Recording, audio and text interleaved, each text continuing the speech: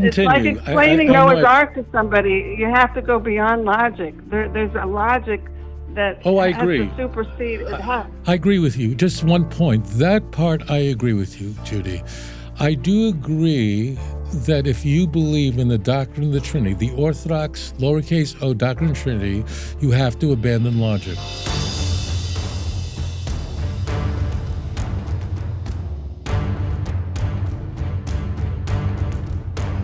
Judy, you're live on the air. Go ahead with your question.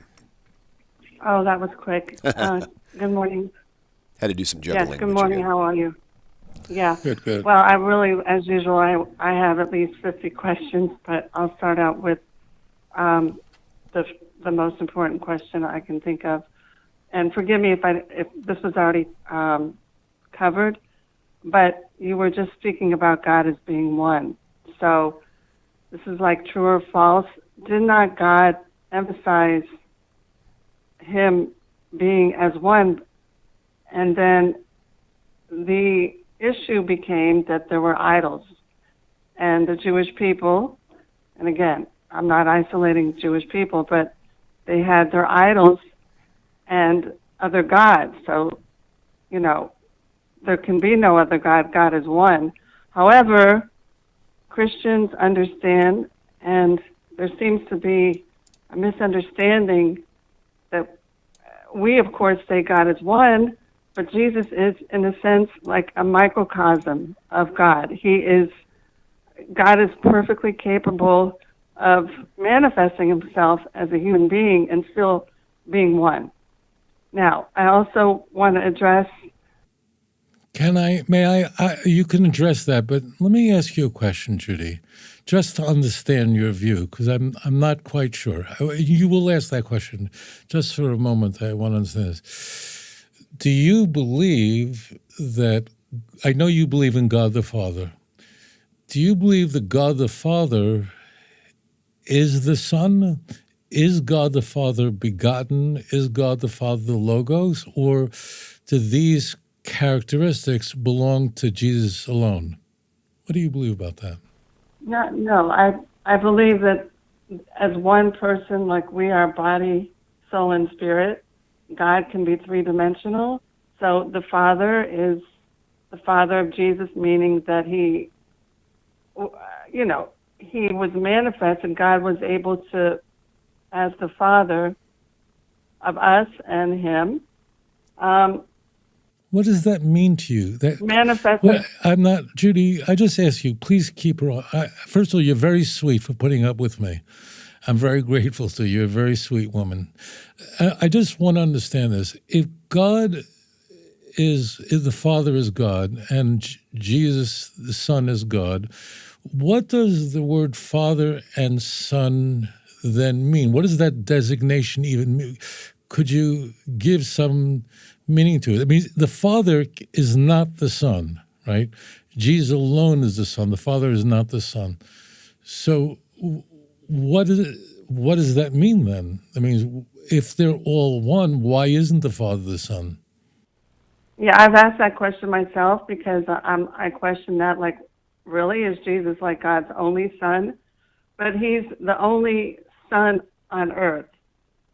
He took... I got that. My question is, why aren't we looking at two gods? An example, in the Christian Bible, Jesus is having long dialogues with God, asking him questions, things that he does not know the answer to. Why have you forsaken me? He has a whole series of requests and prayers in the farewell discourse extending from John 13 through John 17. Like, is he talking to himself? Does he not know the time of the end? Does he not share the mind of God if he's just the same thing? Explain that to me, because that's what I can't wrap my head around. Well, it's like, I know you've studied this extensively, and I'm sure you've heard every answer, but he took the form of a man, and he allowed himself limitations so that he could accomplish what he needed to accomplish for the salvation, the provision of salvation, which it seems like that was the only solution for the state of mankind. The state of mankind was that, yes, God was forgiving everybody, but it still wasn't the solution hadn't. I get that, Judy. And if you want, I'll abandon this. But I really want to understand how your mind works. You've called in many times, and I feel enriched by having you as a viewer.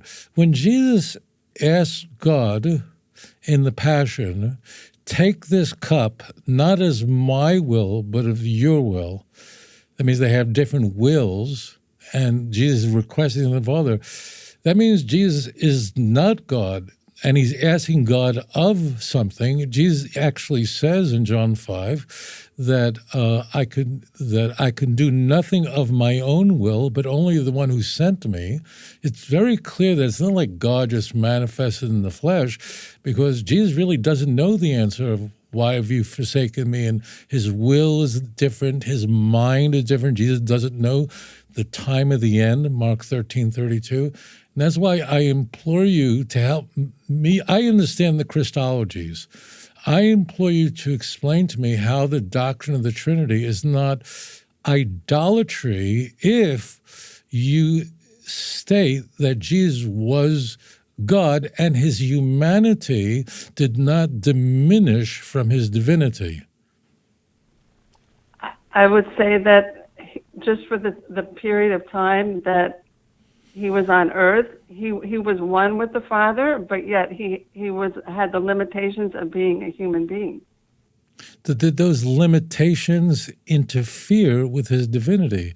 There were Christians who said this, these ideas were expressed by Christians, and they were thrown out of court out of complete heresy from Cyril of Alexandria. I mean, these were all condemned in the Council of Ephesus, this idea that there were two different minds, the mind of a human and the mind of the divine.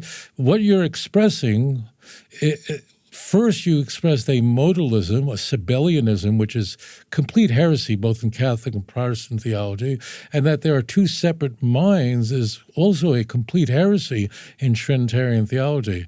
And what I'd like to persuade you of is that the doctrine of the Trinity really is impossible to explain. You're, I believe, a good faith actor. You really believe. And therefore, these questions should be very meaningful to you, because if you're wrong about this and you worship Jesus God and he's not God, you would concede that it's idolatry, right? So I would just say that if you read the Christian Bible, it's very clear that whoever wrote these books didn't think that Jesus and the Father were equal. They were of one purpose or one agency, for sure. I and the Father are one, but they weren't of the same substance. There are things that Jesus didn't know. No Trinitarian believes that Jesus' humanity deprived him of his divinity. And so that's why I'm pressing you with this question. Is that a fair question, Judy? Yes, but would it Yes. be fair to say that Jesus and God are in a different state now? I mean, the unity of the Trinity is now, but that really wasn't my question. And Go ahead. We can continue. It's like explaining Noah's Ark to somebody. You have to go beyond logic. There's a logic that I has agree. to supersede it. I agree with you. Just one point. That part I agree with you, Judy. I do agree that if you believe in the doctrine of the Trinity, the Orthodox, lowercase o, doctrine of Trinity, you have to abandon logic. We are on the same, I agree with you. It's completely illogical. And then you can believe anything. Then no religion could be dismissed. I'd like to explain that. It's logic to a certain degree, but not, we have to already have the preface that we don't know everything, but it's conceivable that things could happen this way without going against truth. I mean, logic is truth. It doesn't break the rules of truth, and it would go into, to dissect it, it would take a lot of time, which I've done that in my mind, but that wasn't my question. But just follow.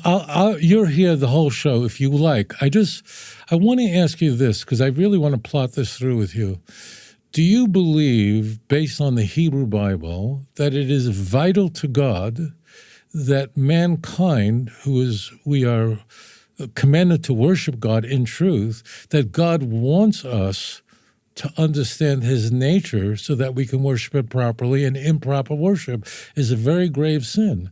So I would just submit to you that the Bible, clearly the author of the Bible wants us to know the exact nature of God and not to worship him falsely. It's a grave sin. So it should be accessible to anyone, not just scholars and people with fancy titles, but anyone could understand it. If God is one alone, there's no one else, that's easy. But what you're describing is, you're right, it's illogical. Well, I'm not saying it's completely illogical. It's illogical that God could breathe into the dust of the earth and we could become man. So if that's logical in my mind, although hard for some people to understand, but it's still logical. So if God were the only person that could, I don't know, why is that difficult to understand? I think it's very easy to understand. Man is not God, and God is God. And you have to believe in God, but I don't think any theist has the trouble that God blew into the nostrils of Adam and of clay and became man. I don't think there's no contradictions. The secret things belong to the Lord, but that which has been revealed belongs to us and our children forever when we keep all the words of the Torah. I don't think that's the case at all. I think the Torah is very easy to understand, and the Torah was written for men, not angels. Right, and I agree with you. There cannot be a contradiction. The way I can explain it is it seemed like God was the only one that could do the job of what, instead of animals being sacrificed and providing redemption, he had to take the form of a man to accomplish the task at hand. And how that breaks down, he made a way.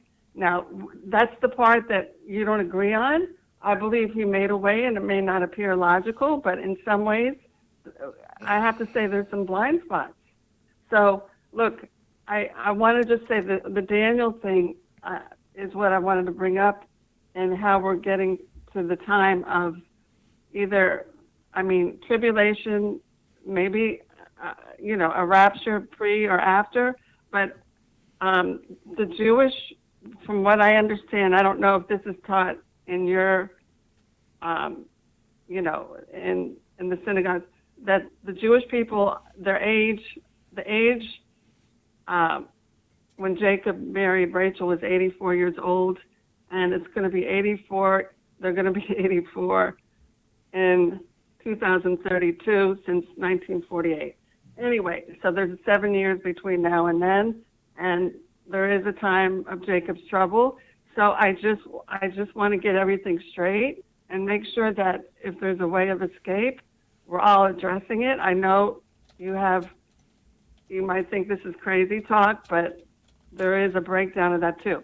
And the Shroud of Turin now, it's made all the rounds. Tucker Carlson, Pierce Morgan.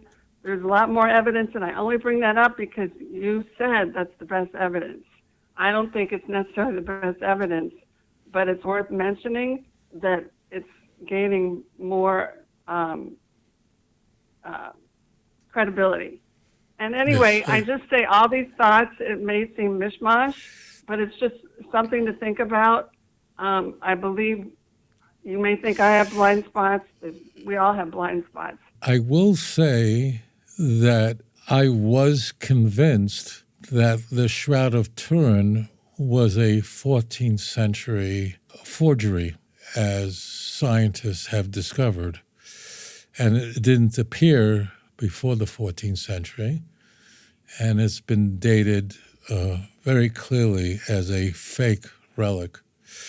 However, what persuaded me to reconsider that was when Tucker Carlson, the great luminary of the conservative movement in the United States, declared that the Shroud of Turin was the authentic Shroud of Jesus. So given that Tucker Carlson is a man whom I adore, respect, and I consider him a guiding light of wisdom, I am beginning to reconsider. And And I think what would push me over the edge to fully embracing the notion that the Shroud of Turin was the Shroud of Jesus is if Candace Owens, another great luminary of the conservative movement, if she too would jump on board and bring these same characters on her show too, I think I might be persuaded. Anyways, thank you very much for joining me. If you enjoyed this program, please like and subscribe. אדון עולם אשר מלך בטרם כל יציר נברא לעת נעשה בחפצו כל